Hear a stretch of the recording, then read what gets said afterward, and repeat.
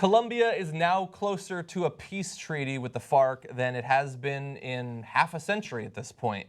The government and the Revolutionary Armed Forces of Colombia reached final agreements on the accord that's now going forward on Wednesday after an entrenched conflict that ravaged the country for more than 50 years, taking around 220,000 lives and leaving millions displaced.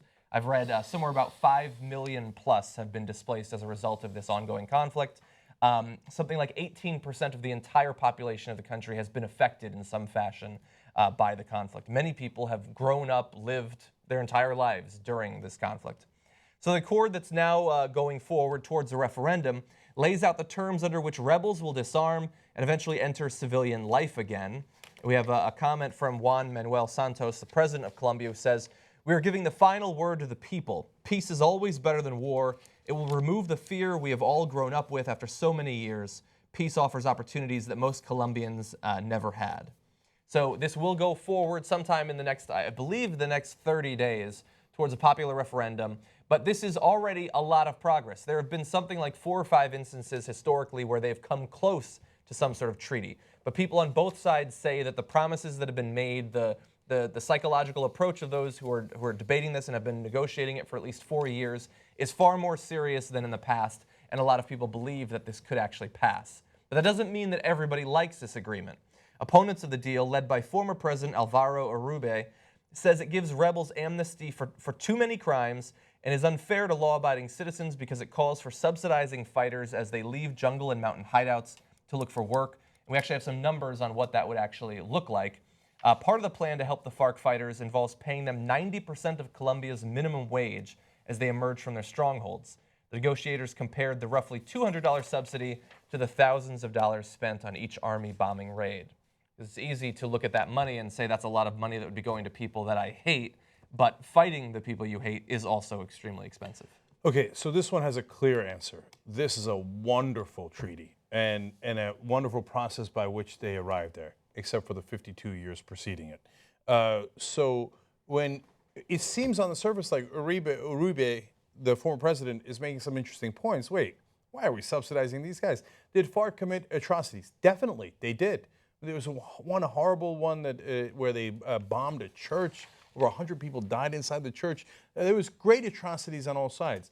But when you look and giving amnesty, if you had a family member who died in that church or many other atrocities, you know that is a very, very hard thing to do. I get that. I'm not treating that lightly. But when you look at the overall context, what you find out is Uribe also did a peace deal with the other side. So FARC is leftist. Uribe, when he was president, made a peace deal with the far-right paramilitaries. And you find out that the paramilitaries actually did 70% of the massacres, atrocities, and crimes during that 52-year stretch. So the far-right paramilitaries who already got their deal, who already got their amnesty, who already got all this stuff, did more of the crimes. And then Uribe was very happy about that. Oh, yeah, good, my guys, you're all free to go. The other guys, no, we don't. No, that's not how you do peace. You do peace by actually bringing the country together. And yes, at some point saying, although these horrible crimes have been committed, we have got to get past it. 52 years is enough. I mean, I love this because it sounds like a fair deal that both sides are finally agreed to, and no one's ever going to be completely happy. That's not how peace deals work. It's a negotiation. It's a compromise. Are relatively happy with, they're going to go to the people, and they're going to do a referendum so the Colombian people get to decide for themselves. Wonderful. Then they're going to have a Truth and Reconciliation Commission, which then says, hey, listen, because these things happen, we shouldn't brush it under the rug. Because we did a peace deal and gave amnesty, by the way, to terrible, atrocities on both sides, from the far right and far left.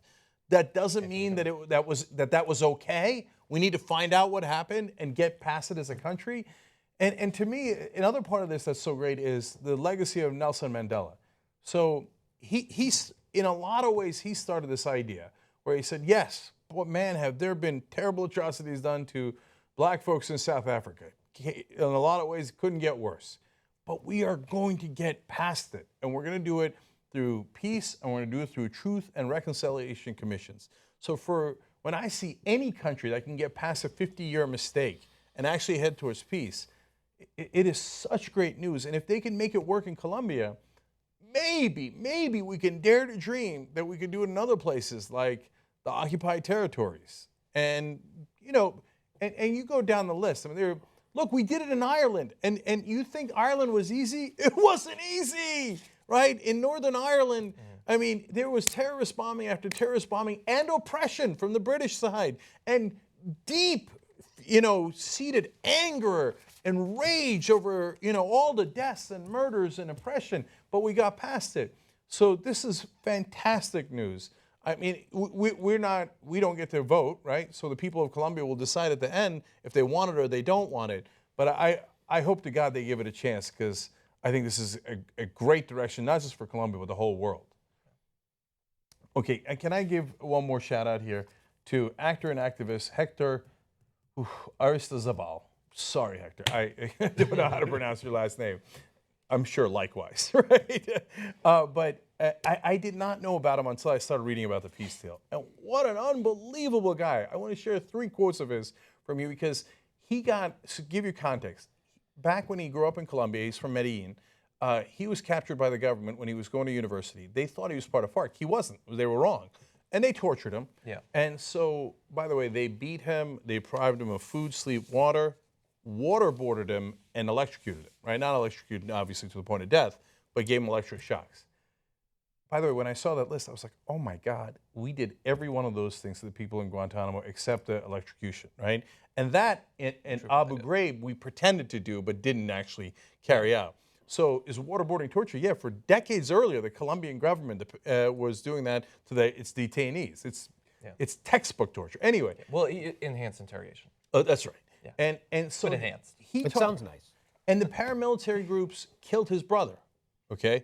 And he said, look, and he's the one that brought up the church, et cetera, and he's like, FARC is guilty not only of all those atrocities, but that they took a movement that could have been great and misdirected it, and then got involved in drugs and just absolutely ruined it. And so he's like, all these sides have done terrible things, including in my family. But for God's sake, we've got to get past it for the next generation. And so he says the peace process cannot really be signed on a piece of paper in Havana, where they were negotiating, between the guerrillas and the government. It has to be signed in the hearts of the people.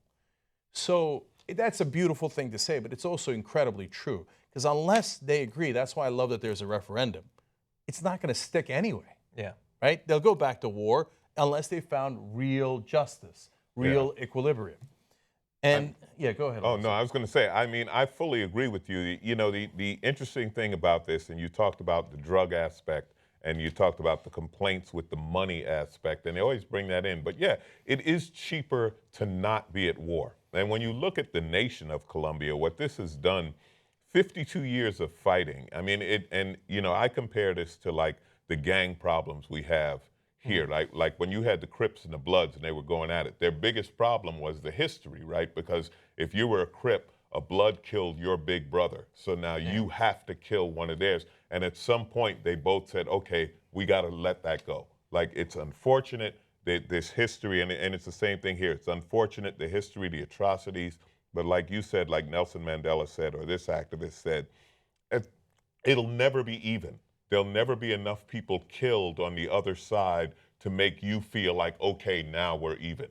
So at some point you have to stop and say, it's a horrible historic tragedy, but we're going to stop now and move forward from here for the sake of Colombia. This nation, so much of this country has been devoted to this war. Like you said, 18%, that's a huge amount of people, of money, of resources, and just hatred that has stopped the country from moving forward in so many other ways. So hopefully this does work.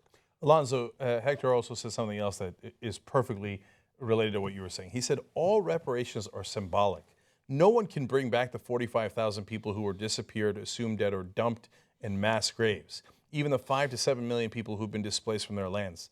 And we don't know how many of them can return to their land and recuperate what they had before. So what he's saying is, it's never going to be even, and we're not going to bring those people back. And some of them are my family members, and it kills me and it breaks my heart, and I'm not going to get my brother back. But the reparations are symbolic so that we can move forward. So I wish people could understand that in other conflicts, because all we do is keep count. Well, they did that first, and then no, and both sides are absolutely convinced that the other side did everything first, and that they must have revenge. If they don't have revenge, we'll never solve it, right? Revenge is the answer. It's never been the answer. The only answer is Oh, it truth and feels good for a reconciliation. little while, though. Yeah, I hear you. I hear you. I know. But it's true. Revenge does feel good. That's why we keep doing it as human beings. Yeah, except that when you get revenge, they get revenge. That's right. And it It's goes never on. even. And finally, one What more. if we crush quote. them? Oh, yes. What if we get revenge and then crush them so they can't revenge I'm us? just curious, why do you have Jimmy here? Finally, one more quote because it's too good. He said, "The country's not afraid of peace, it's afraid of the truth." And he said, because if you know the truth, you know that the right-wing paramilitaries did do more massacres. They did 70% of the 2,000 massacres. If you know the truth, you know the government did a lot of torture, did a lot of sanctioning of the paramilitaries, disappeared a lot of people. And that's an uncomfortable truth to have to deal with and to say, yeah, we did that. So, and he's so right. I mean, even here in America, the truth is so uncomfortable for a huge percentage of our population, they don't want to hear it. They say, no. It's not that debatable issue. America is awesome, and if you tell me things that are true about America that is not awesome, then it's your fault, not America's fault. But hearing the truth gets you to a better place, helps you to fix the problems that you have. So you don't do that because you hate your country, you do that because you love your country and want to make it better. So, and he's right, a lot of people are afraid of that, but if you push past it, you get a peace deal like this, and things get better, not worse.